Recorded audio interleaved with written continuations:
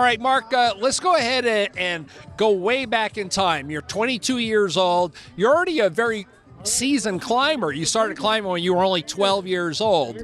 And on a descent, you go down. Yeah, the technical part of the climb was over, and we were walking down a chute, and I slipped on some scree, which is the breakdown process of mountain. It's like gravel, and rolled a couple times, and it was all over. Started rolling down the mountain, broke my lower back at T11, T12. So, at that time, all of us are questioning what's next. And so you're laying there in the bed, you're an avid outdoorsman and you want to get back into climbing. Was that just a far-fetched dream at that time, or did you really think that there could be a chance to get back out on a mountain? Not when I was rehabbing. When I was rehabbing, and in those days, the hospital stint was a lot longer than it is nowadays. I was in the hospital in '82 for 7 months, which is a long time. And then when I got out, I met a state rehab counselor, Voc Rehab at the time, said, Mark, you have this great love, this great passion for the outdoors. Why don't you become a park ranger? And I'm thinking, park ranger, how are you gonna do law enforcement and this and that? She goes, oh no, there's lots of different jobs. I ended up getting a degree in park management at a junior college in California, and then became a ranger naturalist in Yosemite National Park. So 7 years pass, and now you're conjuring up this idea to get up El Cap. El Capitan is, it's notorious, famous, whatever you want to call it. Everyone loves to climb there, but this is an opportunity that you really wanted. So thinking back, let's go right to the logistics. First of all, how does the idea come to mind? And then what did it take to just pre-plan and put that together? Well, we got the idea from a cover of Sports and Spokes magazine of a woman being lowered down a cliff in a wheelchair. And I was coming out of my humble abode in Yosemite, a little cabin, on my way to work, and I bumped into my future climbing partner, Mike Corbett. And Mike had climbed El Capitan back in 1988 42 times, more than anybody else in the world. And I don't want to say that Mike was getting bored with climbing El Cap, but he wanted to try to find a different way of challenging himself. And that's how we came up with the idea of using Jumars, a rope ascending device that fits onto it clamps onto the rope. And if you push it up, it slides up the rope. If you pull down, it locks off on the rope. So what we did is we mounted a pull-up bar onto that Jumar and then made special pants called rock chaps. I don't have feeling in my legs, so the rock chaps protect my legs from the granitic surface of the granite, so I don't end up with any bruising or sores. So basically, Mike and I, we saw that picture, we designed this equipment, we started doing a little training sessions in Yosemite Valley, small one-pitch climbs. A pitch is about 150 feet. And then after 6 months, we climbed the largest unbroken granite cliff in North America, El Capitan, spending 8 days. Tom Brokaw was NBC anchor news. They covered that climb nightly as we were going up El Cap. When we topped out, the next week we're sitting in the Oval Office talking to President Bush about bone fishing, it's kind of his passion, and climbing El Capitan. I'm going to go ahead and fast forward and feed off of that. Did you have a notion that what you were doing from a social standpoint and a philosophical standpoint, that it was going to be that big? Did it grow into that? I mean, when you set out to do this, was this just a personal goal, or did you have any idea that you would grow to have something so big come out of this? So a week before we took off, or no, actually 2 weeks before we were going to start climbing, Corbett said, we've worked so hard on this. I want to write a letter to Tom Brokaw, because Tom was a climber, did some climbing. So he wrote a letter. He was basically a janitor at the Yosemite Medical Clinic to support his addiction to climbing. And he sent a letter to Tom Brokaw. Tom called him and said, we want to cover this climb of a first paraplegic to go up El Cap. So they sent out a news crew, and it just sort of escalated. I think there wasn't probably a lot going on in the news at that point, and this humanistic story And, 8 days going up the largest unbroken granite cliff in North America, and the world kind of latched onto it. We were on major newspapers around the country, lots of TV shows, and it really changed my life. When you set out, going back to logistics, so there's more than just coming up with the seating device. Do you have a name for the whole system that you climb with? So the harness, we call them rock chaps, which protect your legs. Mm-hmm. And then you have, nowadays we use pulley systems. So we've really kind of allowed more people with different types of disabilities to be able to climb again. So we'll use a pulley system that gives you a mechanical advantage. So when I went up El Cap, I went up a single rope. So there's no mechanical advantage, you're just doing pull-ups. Mm-hmm. 7,000 pull-ups in 8 days. But here at the Long Beach VA today, with the climbing wall, you have people that are, we don't say electric chair. Electric chair is something you die in. Power chair. Power chair takes you from point A to point B. So power chair users are not going to be able to ascend a single rope.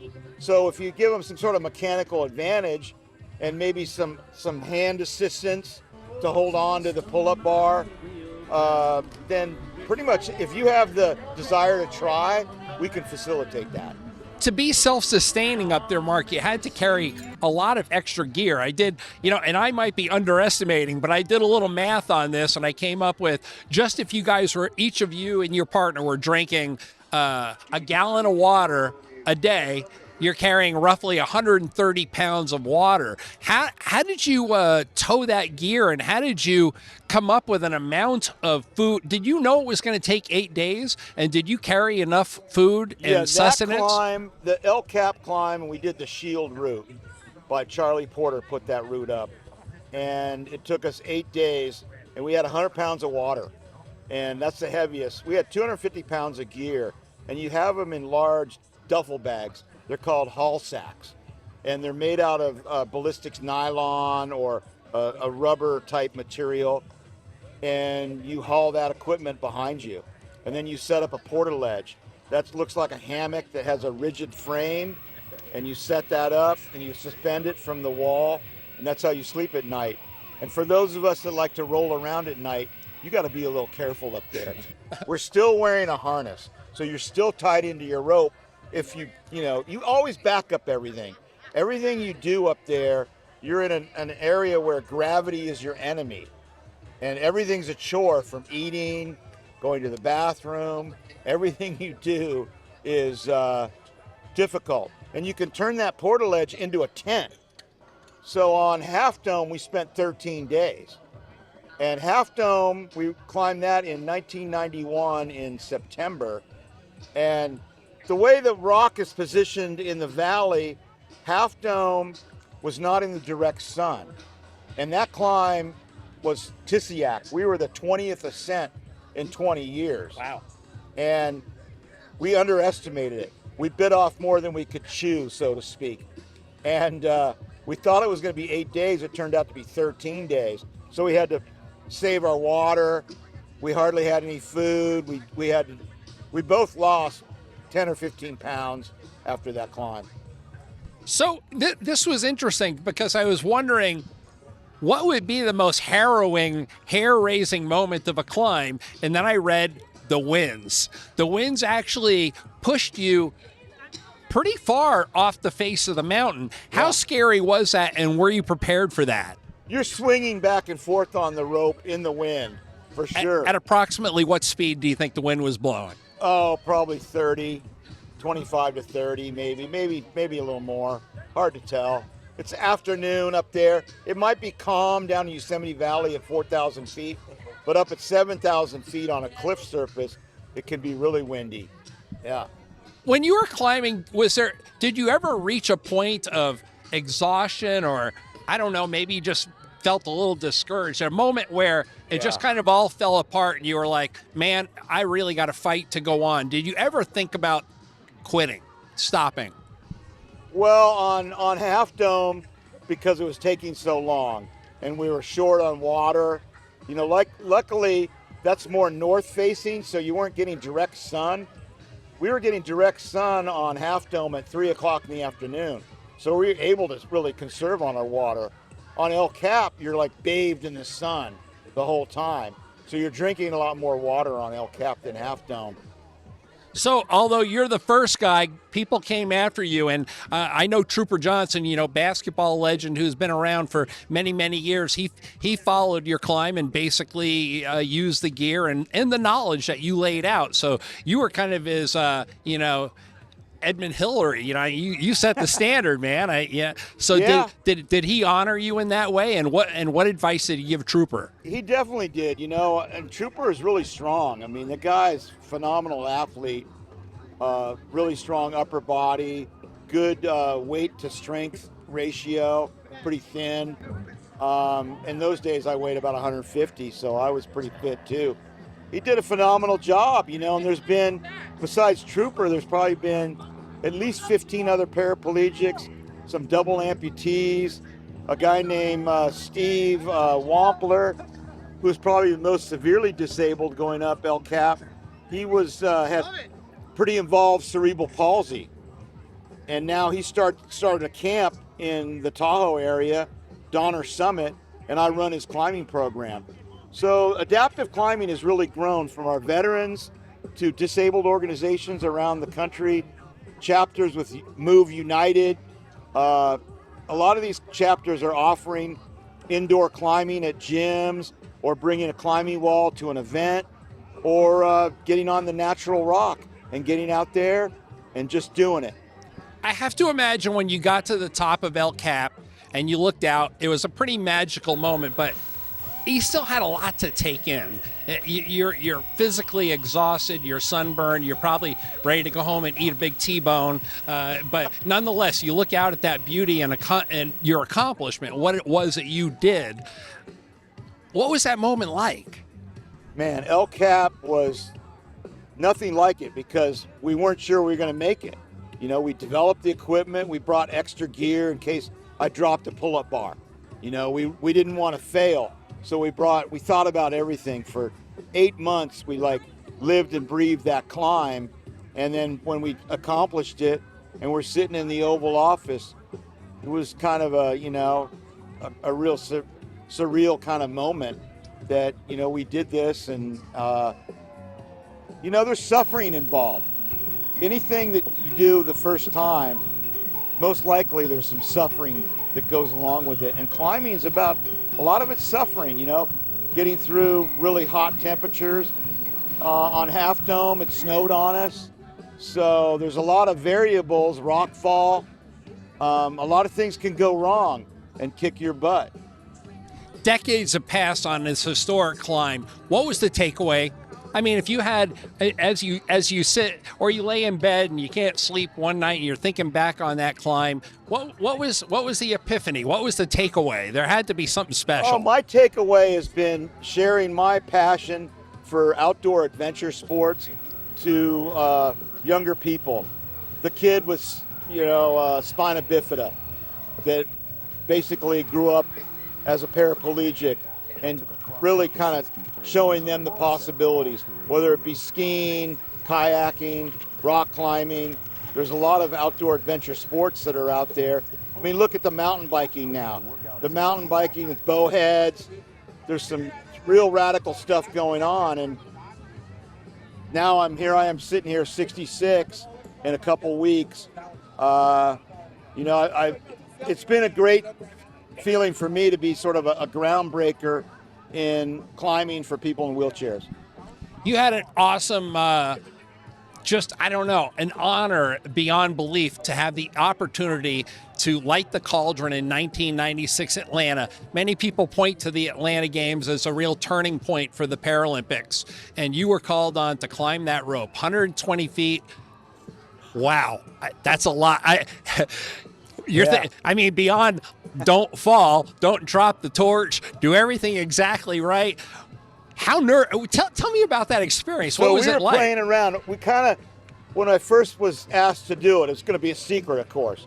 And I talked to one of my sponsors, North Face, and I was thinking maybe of putting the torch on like a arrow quill behind my back. And I go, well, the the flame is burning. I don't want to burn my hair. So we came up with an idea. They made me a kind of a quiver off my legs. Okay. So we could put the torch in there. And then I started climbing up the rope. And actually we practiced it the night before. And the night before at 2 a.m, nobody was watching us except the crew. And when I lit the fuse to the cauldron, it blew out. And then the guy goes, tomorrow night it's not going to blow out. So when I lit it, all of a sudden all these sparks are all over me. I mean, I didn't catch fire, but I could feel the heat coming off of that fuse. And then there, in front of 80,000 people, it was a pretty amazing night for me. And I remember coming down, and I was kind of walking through the crowd, and I bumped into a legend, Dave Kiley. And Dave Kiley yells, "This is Mark Wellman, man. He just lit the torch." And all these people came around me. It was kind of crazy. Climbing for me is so special because you're putting yourself out there. You know, you don't know what the weather changes are going to be, rock fall. You're putting yourself in a dangerous situation, and you get a buzz from that. At least I do, and I think a lot of climbers do. If you're Alex Honnold, who is a gentleman who free soloed El Capitan. I thought I'd never see someone free solo El Cap. One mistake and you're dead. We use ropes because that keeps you alive on the rock. But the next level, people are always pushing extreme sports. I don't really like that name, but adventure sports. You know, how far can people go? And you know, there's a fine line to risk, and you need to know where you stand on that line, your abilities versus how much risk you want to take. And I feel fortunate that, you know, maybe, who knows, if I didn't end up in a wheelchair, what I would have done. But I've had a good life, and the excitement of what I do keeps me going. You know, and I'm just going to follow that up by saying I actually think that my life has been enhanced and better because of the chair. I mean, obviously you don't see that. Well, you're all hooked up to 19 IVs in ICU, but here years later, both you and I, many decades of being chair users, my life has been better. Right. I've seen the world. I've traveled all over. One time I was in Japan. There was a TV show where they wanted a paraplegic to climb a cliff behind a Buddhist temple. So they hired me to come out there, brought the gear, made this television show. And I don't think I would have been doing those kind of things as an able-bodied climber, but as a disabled climber, you know, and now we're starting to see more people do lead climbs. You know, I'm too old now to be lead climbing, but some of the younger guys in their 20s are starting to do some free climb lead, some aid climb lead, you know, pushing the envelope, taking the sport in a different direction. And I could see a wheelchair user eventually leading pitches on El Cap.